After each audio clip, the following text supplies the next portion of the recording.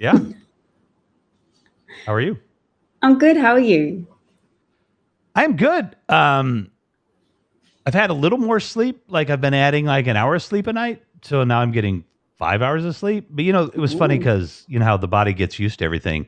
I did get to go to bed like at about 11 o'clock my time or something. So conceivably I could have had 6.5 hours sleep, but my body was like, nah, you've had 5. You're awake now.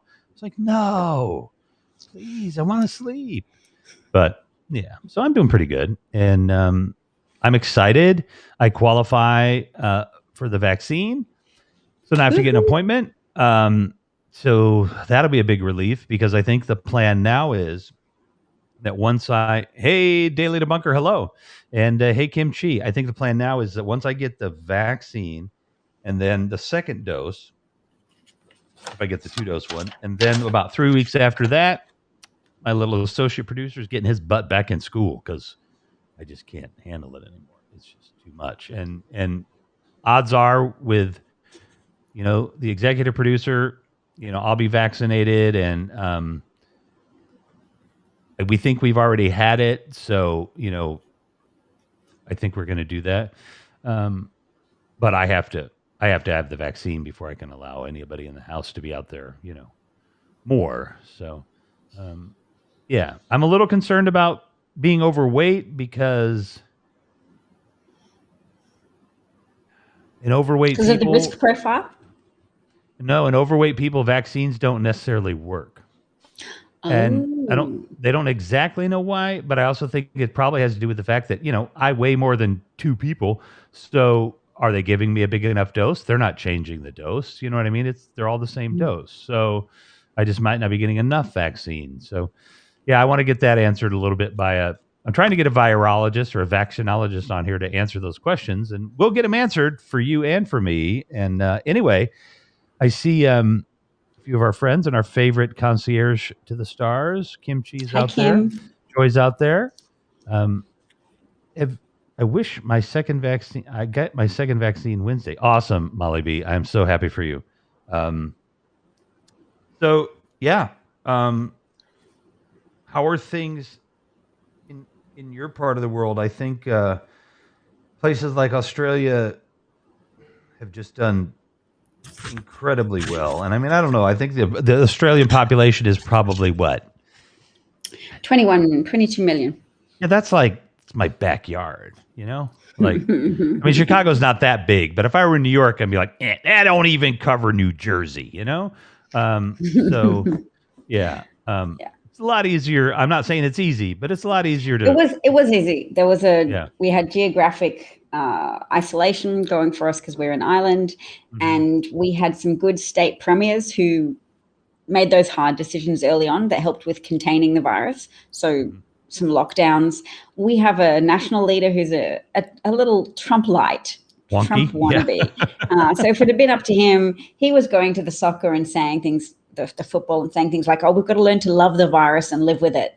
So he was talking Trump style shit that would have got a lot of people killed if he was the only person in charge. And fortunately, praise the Lord, he was not. Hallelujah. Hallelujah. Amen, I brothers and know. sisters. If I believed, I mean, where I would be on Sunday. You Come have on up right here, people. Put that money in the plate because daddy needs him a new Lamborghini. You know what I mean? Like that's you'd not what be they're supposed to do, is it? That's right. you'd be a Sorry. televangelist. Oh yeah. Amen to that. I would be bad to the bone, but I don't believe. And if I did, I wouldn't be a They criminal don't believe. Televangelists don't televangelist. Yeah, I believe. know they don't. I said this today to somebody. I said the best way. So they said something. Oh, I said, I'm an agnostic. And they said, oh, so you're a Catholic. And I said, well, I said, where else do you go to come closer to God? And then in seminary, realize there is no God. And you're like, shit, I'm stuck with this job for the rest of my life. So, that's Catholicism in a nutshell for you. In my opinion, that's just my opinion. I got distracted because I saw Phil in the comments and then Pablo and Christine. So I think some of your joke was lost on me and I Oh, didn't well, that's laugh. okay. And Probably I'm wasn't that funny. sorry. That's okay. I'm Don't do it sorry. again.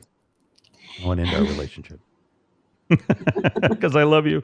I love you. I love you. I love you. I heard. Oh, wait a minute. This is what's so fun about this. Like, there's no producer in my ear going, wrap it up, wrap it up, wrap it up. Get to the news. Get to the news. That you, agnostic, you sing a little at sometimes. Yes. I like that.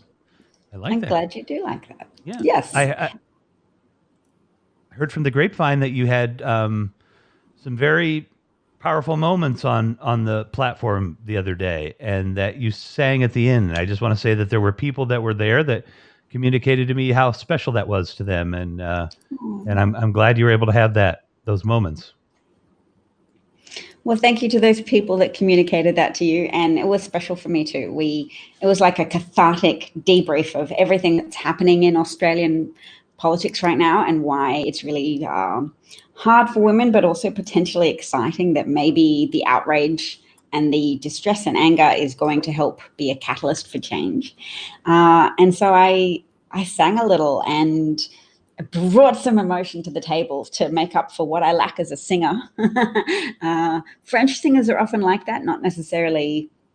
Well, they're accomplished singers as well, but they're often very valued for their ability to emote while singing in an authentic way. And I definitely have that, because heart on sleeve, I might as well get a big tattoo of a heart on my arm, except I don't need to, because heart is so evidently on sleeve all the time. Pablo says, let's schedule a live stream. Wait. Oh, yes. That's a proper comment. It's a pink one. Pink it's okay. One. Molly says, I love it when she sings, yes. Daily Debunker is an agnostic or an agnostic. I'm just changing the conveison really quickly now. No, I didn't mean to scare you. But I was just like, it's like a magenta comment. I could have been saying, something not good. I wouldn't, but I mean, yeah. So that was funny. Sorry, I didn't mean to scare you. But I was just like, wait, no, don't ring the. No. I'm training my instincts. I'm taking it on board. I'm not afraid. Hello, never mind. Great to see you. Yeah. Well, let's take a breath. Pablo says it's fine anyway. Yeah, he's laughing. Go to bed, Pablo. Get some sleep. It's an order from all of your friends. Get some sleep. We love you. And I don't think I'd have the confidence to sing in front of you. Really? Necessarily. I wasn't asking per se, but well, I tell you what. Hang on one second. Maybe I could. We'll level the playing field here. Hold on, just 1 second.